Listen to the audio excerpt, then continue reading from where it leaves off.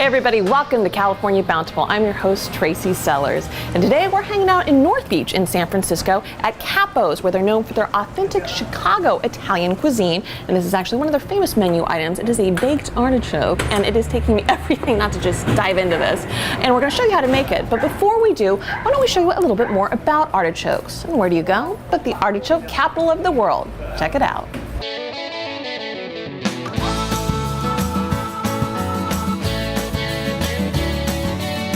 If you've ever driven along the Central Coast and wondered what the heck these plants are, you're not alone. To the naked eye, they may just appear to be overgrown plants, but look a little closer and you'll discover one of the hidden beauties of California agriculture: artichokes.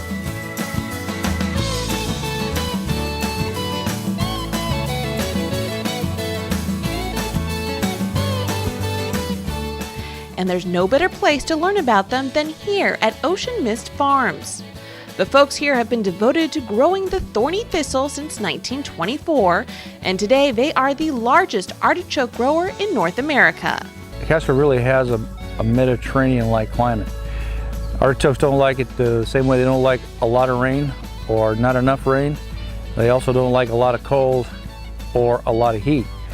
And in the summertime here in Castroville, it's rare it gets above 75 degrees. In fact, normally it's 65 in the day and around 50 at night. And it's that way from the middle of June to the middle of August. California produces 100% of the United States crop of artichokes, and it's no easy task. Before it reaches your home, it will take skill, speed, and smarts out in the field to get the job done right. Workers begin by scouring the field looking for the right-sized artichoke, which they quickly harvest and then toss over their back into a specially made artichoke harvesting backpack called a canasta. From there, they take it to the nearby packing truck where each choke is inspected and packed with only the best of the best, making it through to your store. Each crew is going to harvest and pack between 3,000 and 5,000 cartons on a daily basis for the next 2 months. And that really equates to about 150,000 artichokes per crew per day. Now at this time we're running 3 crews. That's, we're pushing 500,000 artichokes.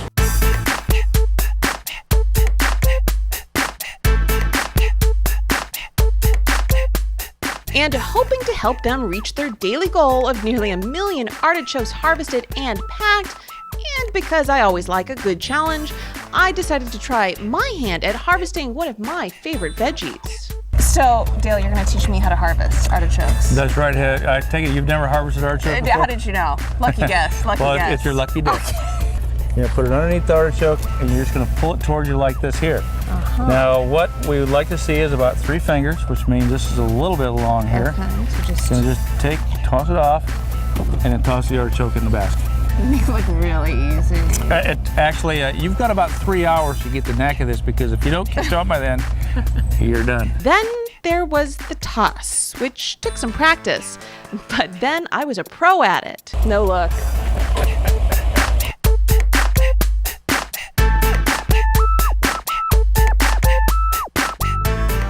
You're catching on a lot faster than most folks do. I'm impressed. I really am. I'm thinking there's a place for you out here. On second thought, I think I'm going to leave the harvesting up to the pros. And while I'm at it, I think I may leave the cooking up to the pros too. Monterey chef Tony Baker isn't a native Californian, but he says he has fallen in love with the California-grown veggie and hopes to help others do the same too. Well, it's funny. California, there's very few strangers to artichokes, but once you start getting into other parts of the country, people are fascinated by them. And they're a little bit bewildered and puzzled in how to cook them, and somewhat intimidated. Tony has been working with Ocean Mist Farms for 11 years now, and every year tries to come up with about 25 new recipes using artichokes, and this one is arguably his easiest yet. To start, you need a good pair of scissors. These artichokes have thorns, and those thorns hurt, so we want to just snip those off all the way around. This is somewhat of an optional step. We're going to cut the top off. We're going to cut the top off with a nice, sharp, serrated knife. It's about 3/4 inch or so. We're going to remove most of the stem since we're going to put this in the oven and we want to cook it straight up. Now what we want to do is loosen those bracts Tony then uses a restaurant trick. He rubs a little lemon on the edges to keep the ends from discoloring. Next, he seasons the artichoke with garlic, salt, balsamic vinegar, olive oil, and some freshly ground pepper, and then wraps it up in some foil. Then he pops it into the oven for about 50 minutes at 400 degrees, and voila! An artichoke awaits your next meal. It's as easy as that. So while preparing them is simpler than ever, the journey from field to fork for artichokes remains a well-orchestrated production. And I should know, but farmers wouldn't want it any other way. It keeps you humble. At the same time, competitive people really love the industry of agriculture for that reason, because you just never know what's going to happen from one second to the next.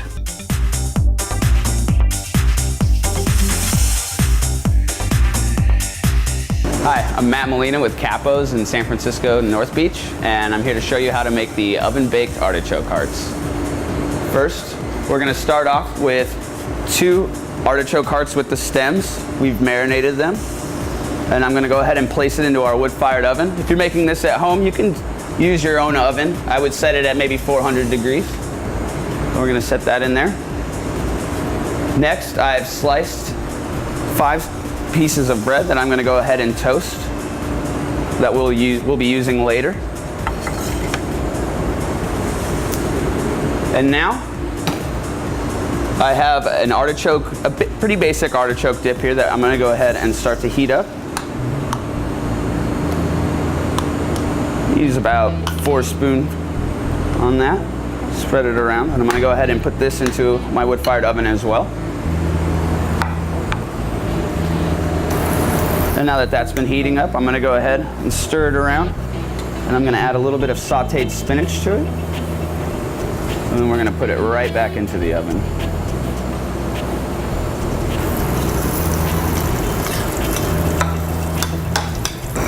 Now that everything is finished, I'm going to go ahead and pull my sauce out.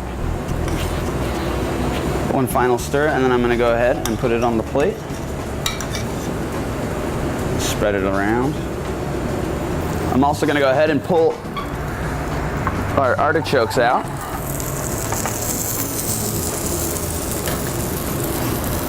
You can see how they've roasted around the sides.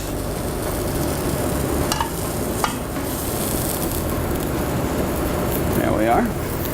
I also had that bread from earlier that we're going to go ahead and place.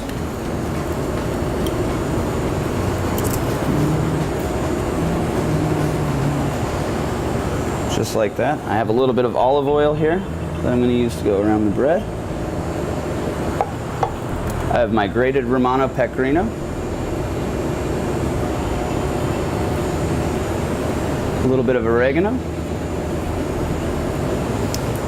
I have fresh lemon that we're going to squeeze on top. And then some crushed red chili flakes. And here you have it. This is our oven-baked artichoke hearts at Capos, and I hope to see you soon. And as always, you can check out that recipe at our website, CaliforniaBountiful.com. Stay with us. There's more California Bountiful coming up. Closed captioning of California Bountiful is provided by Agriculture Liquid Fertilizers. Producing better crops with better fertilizers, it's better for California.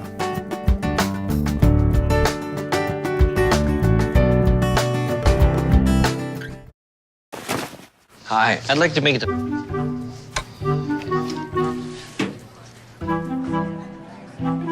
It happens so often, you almost get used to it. Here's a plan built just for you. Which is why being put first You built this just for me. That's how it works. takes some getting used to. Not always. Join the nation. Nationwide is on your side. To learn more about the nation where Farm Bureau members can protect what's most important, call 877 on your side or visit www.nationwide.com today.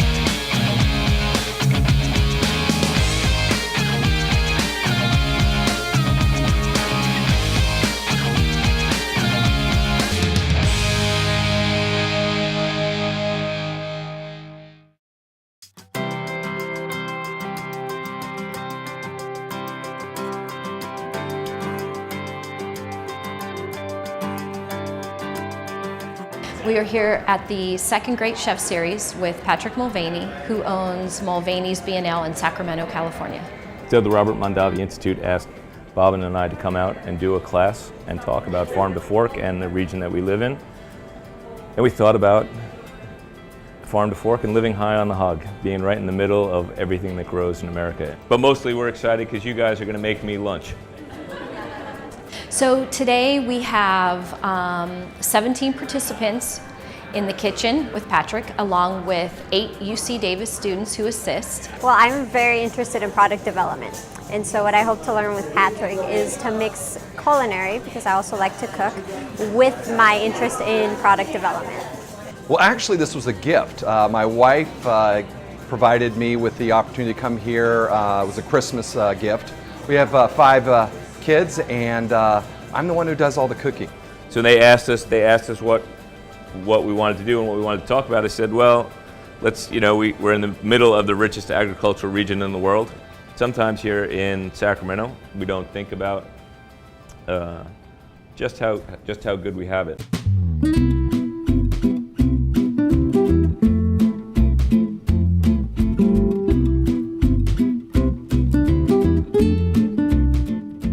So I think it's fun to work with people who are coming in for the class because they're all interested.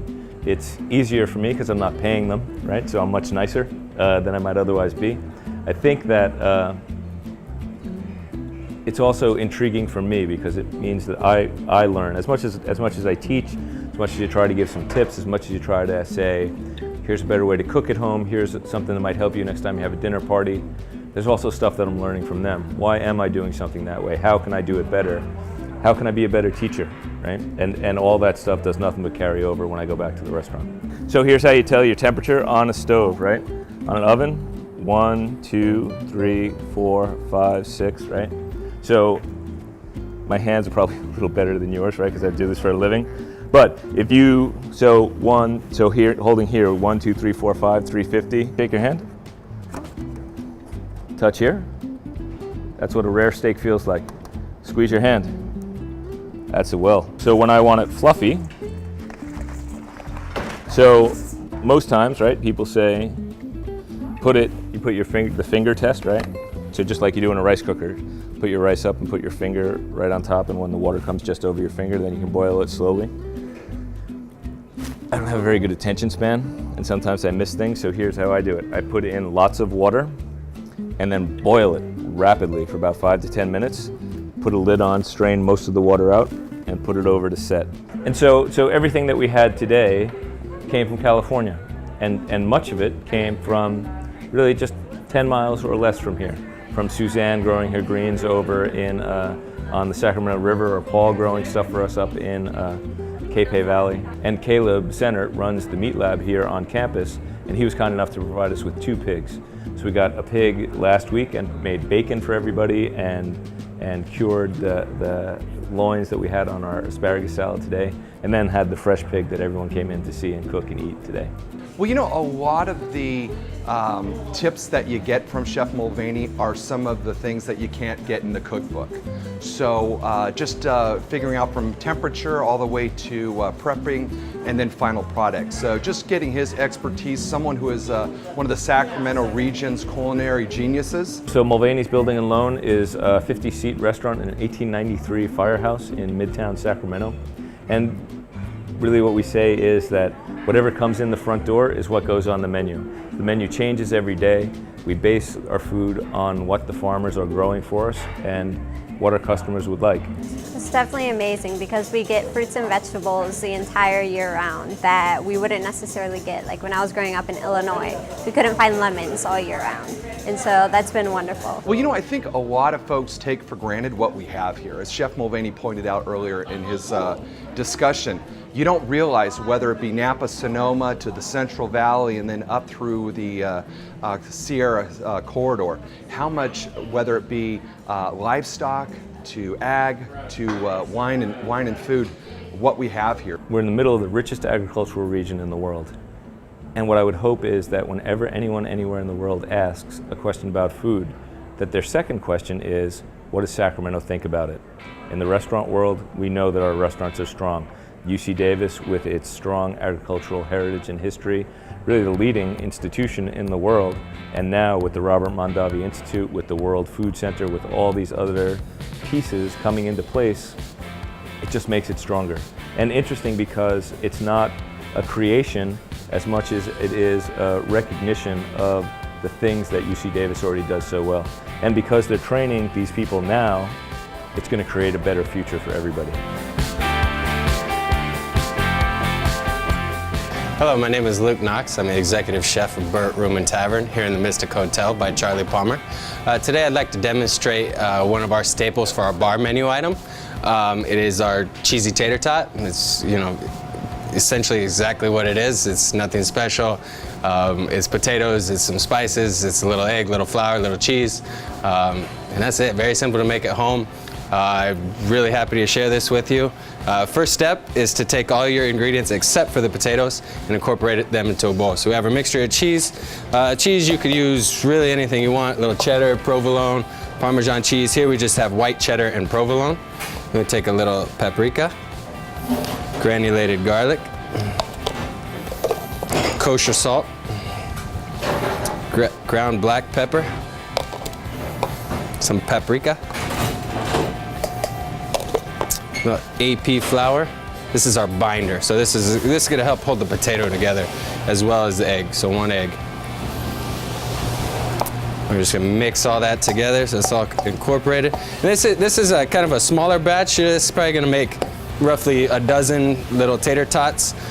So obviously at home, you make, especially if you're making it for your kids, I would suggest, doubling the recipe, tripling the recipe. You could even make a huge batch if you'd like, because we're going to freeze these at the end, and you could kind of hold on to them for a while if you'd like. So after all of our dry and wet ingredients are incorporated, the next step is to process the potatoes. Very important. I like skin on, adds a little more flavor, but you definitely need to wash them. So rinse them a couple times, take a little scoring pad, kind of scrub out all the dirt so they're nice and clean, and then just want to break them down a little bit so they're easier to work with. At home, best thing to use is a box grater, so a box cheese grater, 4-sided, and you want to use the bigger side. So we have our potatoes cut. I am going to use this food processor attachment. So I'm going to take a dry cloth, and we're just going to add our potatoes right into the processor. So the purpose of this cloth is so we can wring the water out of the potatoes. Very important to wring the water out of the potatoes so they don't oxidize and turn brown on you. Okay, so next step after we've grated our potatoes is to wring out the water. Again, very important step in the process. If not, your potatoes are going to oxidize, they turn brown. It really does not have a nice flavor to it. So see, we're going to get all that excess starch out of there. Wring it out nice and tight. And then we're just going to go right over to our bowl for our cheese and our other mix. Add it right in there. Discard our towel. Just mix it all together, incorporate it.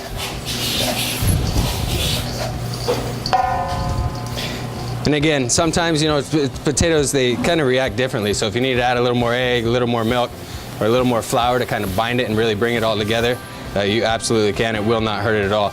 Again, in these right here, I would suggest, the way this looks, I would suggest adding a little more just to bind it. So maybe 1 more egg would help just kind of round it all out and incorporate it together. And then at the end, you're really just going to take however big a size you want. So I like mine a little bigger.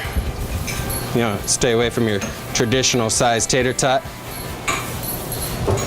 We're just gonna make a nice cylinder almost. Okay, so after you have all your tater tots formed, very important process is to freeze them. I know it sounds a little weird, you may not like frozen food, but really this is the only way to make a successful tater tot, even just a French fry. To make a great French fry, it needs to be frozen. And these could be baked or fried. So these just came out of the freezer, ready to go. Maybe into a 350-degree fryer, 5-6 minutes, or into a 425-degree oven for about 15 minutes. So they take a little bit longer in the oven, a little healthier, but in my opinion, not as good. So personally, they should be fried. Here we have a nice finished product. This is how we do it here at Burt Room and Tavern. These you'll find on our bar menu. Nice fried potato tot with a little house-made ketchup. So please come on down and join us. We'd love to have you. Thank you. Stay with us. There's more California Bountiful coming up.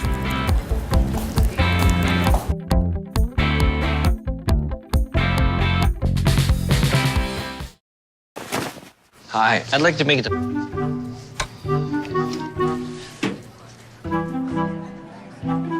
It happens so often, you almost get used to it. Here's a plan built just for you.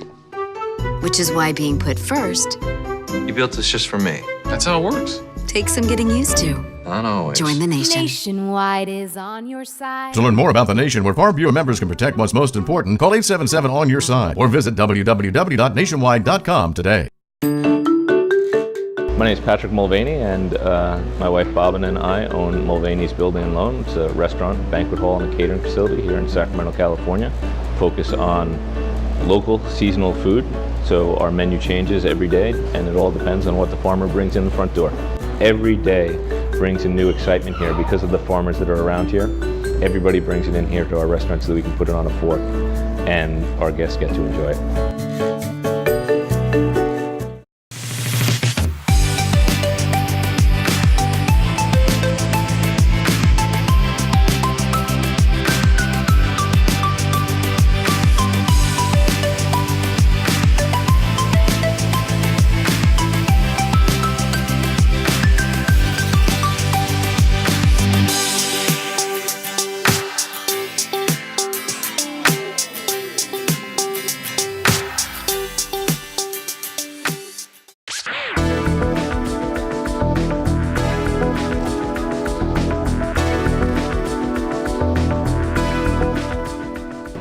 So you think great tasting food like this can't be great for you?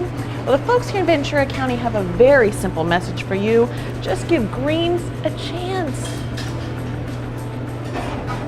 Look at my chance. Everyone wants to look good, feel better, and have more energy. And that's where these guys come in. Dark leafy greens. Nutritionists call them the superheroes of the vegetable world. They say they are packed with vitamins A, C, and K, as well as iron, calcium, and fiber. And because of all of that nutritional appeal, what started out more as a comfort food has found acceptance amongst the masses as of late. But yet few of us quite know what to do with them when we see them in the store. Unless, of course, you're in Ventura at the 71 Palm restaurant. That's where you couldn't find a bigger fan of dark leafy greens than Chef Poitier. Okay, we got a baby bok choy. Beautiful, nice and pretty. We're gonna do the sha right now. It's like a whirlwind in the kitchen with this chef, as he makes cooking with greens actually look easy. Take, for example, this dish. He adds noodles and a little white wine reduction with some sweet pea greens, and then finishes with sesame seeds, and presto, an easy and simple dish that any of us could do. So what's his tip to finding so many ways to cook with greens?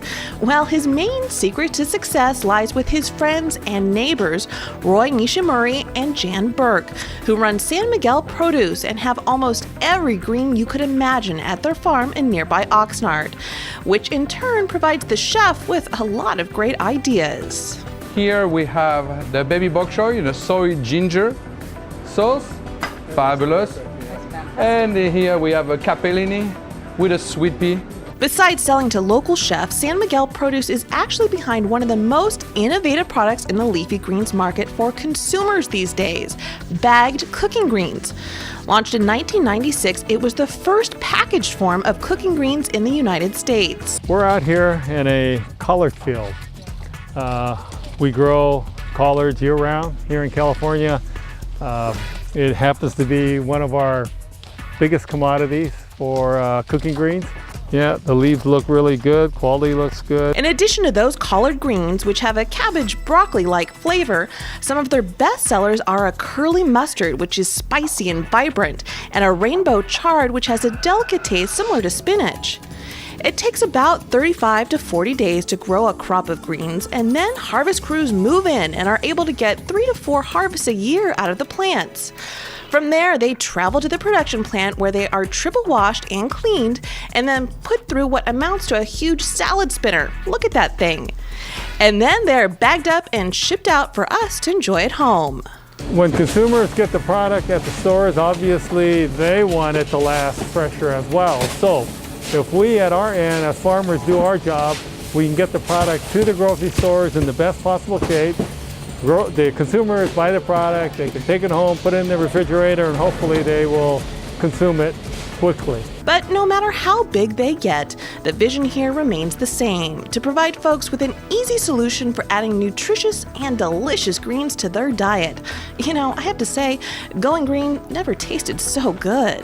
And the rewards, because there's nothing better than know that you're doing something good for people than helping to feed people, which is very special.